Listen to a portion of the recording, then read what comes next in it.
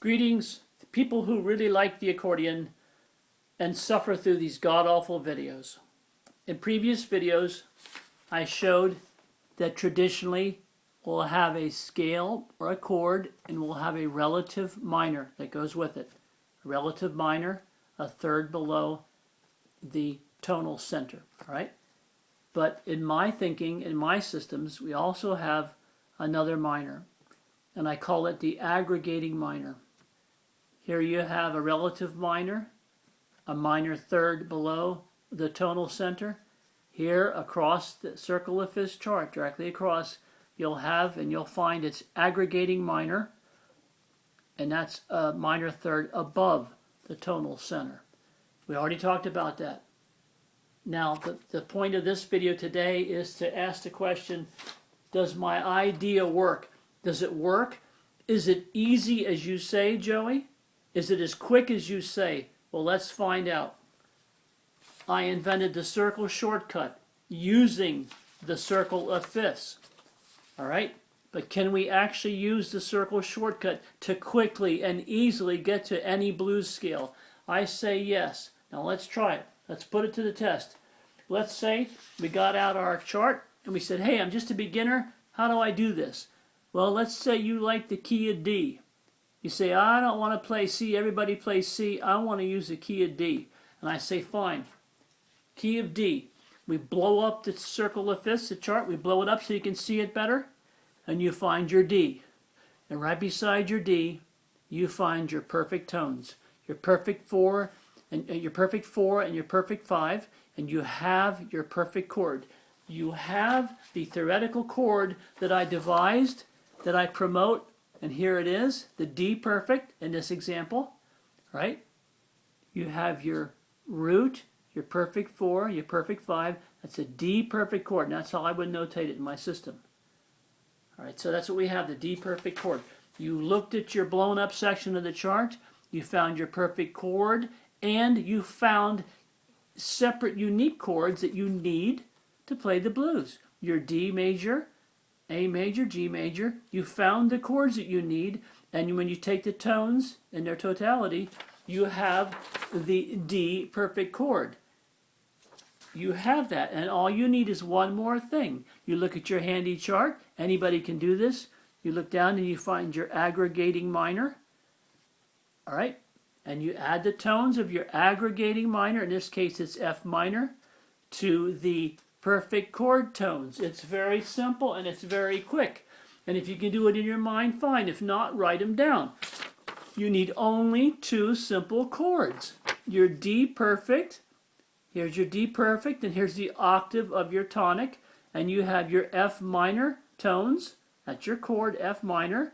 That's all you need, and boom, you are ready to go. And you take what I call idiomatic alternation. I call it the proper name, the Mississippi meld. It has a proper name.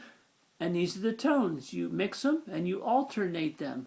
And that is how you get the blues and the blues sound. And you add that to your life experiences and you're a blues player. You're in the club. You're good to go. And it's that simple. Let me review it again quickly. How quick and easy is it? You take your circle of fifths. You want to play the blues. You pick a key. We blow up the chart. We say, I have chosen D, the tone D, and the tones beside it make up the perfect chord, the D perfect chord. It's very simple. It's only 3 tones. You have your chord. You look down on your chart directly below this, directly across, and you find your aggregating minor, F minor. It's very simple. This B minor is the relative minor of D. This F minor is the relative minor of A flat. But this F minor, I devised a system whereby this F minor is now the aggregating minor of D. Boom. You take your tones, and if you can't memorize them, you write them down. You just write them down, and you have a blues scale. And all you need is the process. It's intuitive and it's idiomatic. Nature says, do this. Nature says, do this, and you're going to get the blues. Of course, you have to add to it your own feeling, your own life experience, and you get what's happening is the Mississippi meld takes place. It just takes place. You really don't have to worry about it. Now, that took, what, a couple minutes? Just a couple minutes to get there. Let's look at this on the accordion. I got this handy accordion here. I don't know if my phone is set up such that you can see it properly, but I'll try to angle it in. So I just talked about the D perfect chord.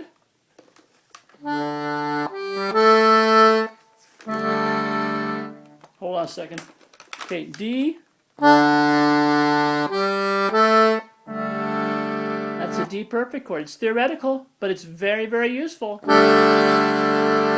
Aggregating minor scale. The aggregating minor, it was F minor. See? Whoops.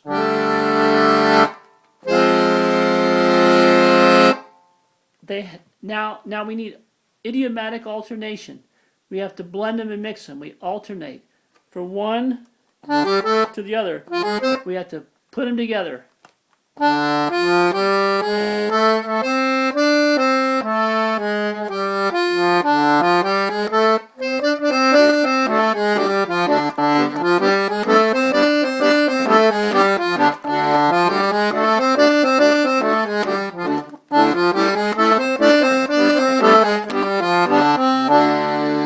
And I don't need to go on and on. You can do this on your own.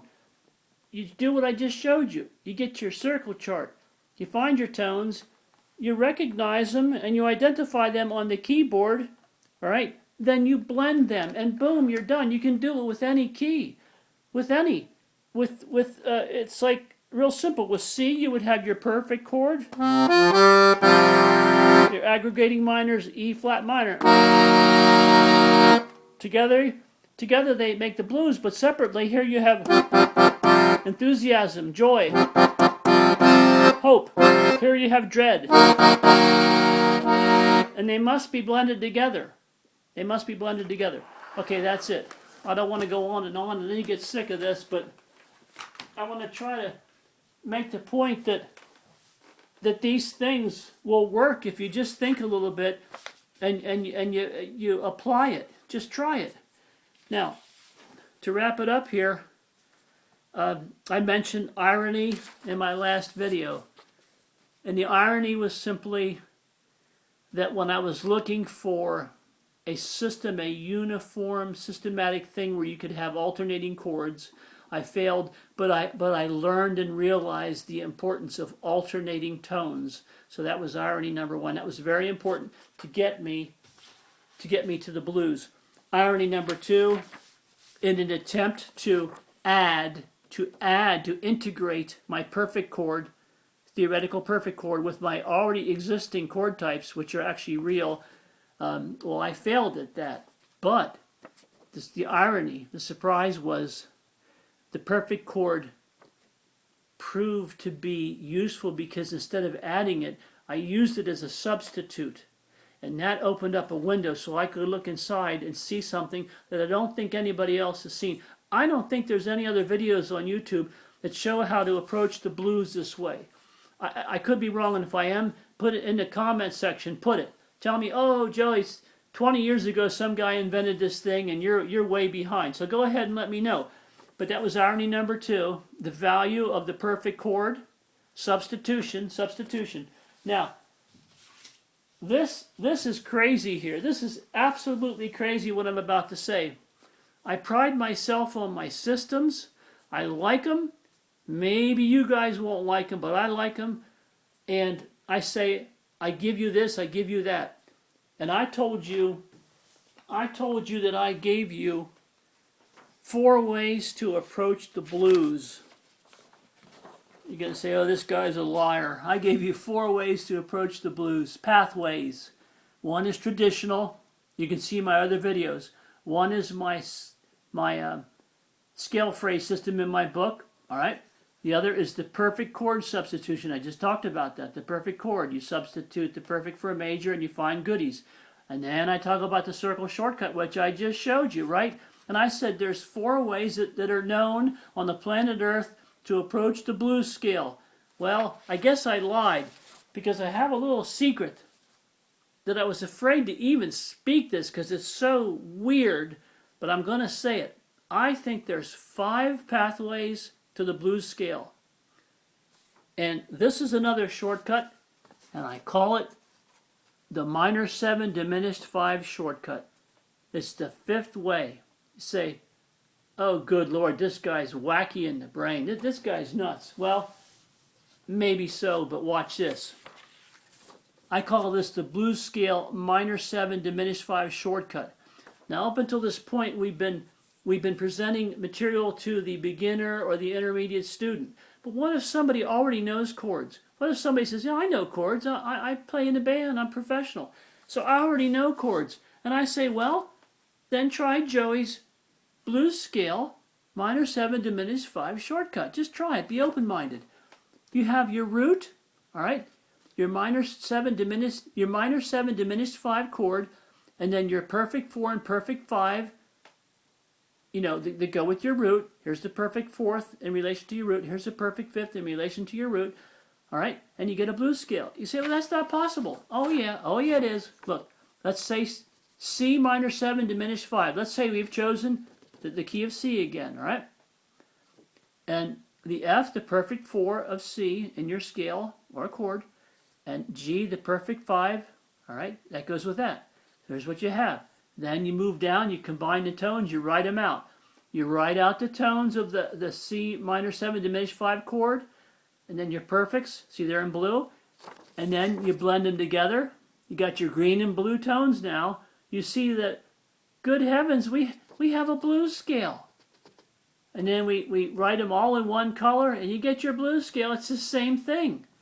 It's the same thing as if you take the circle shortcut, only if you already know chords, boom, you're done. It's that simple. And I apologize for even taking this long to say this, but I have to say it. It has to get out there. I'm not making money doing this. I'm trying to show people stuff that I cannot find on YouTube or Google. I can't find it anywhere. So I have to say it. I'm compelled. The power of music compels me. And that's it. Thank you for being patient. And I'll come back with who knows what. Good night.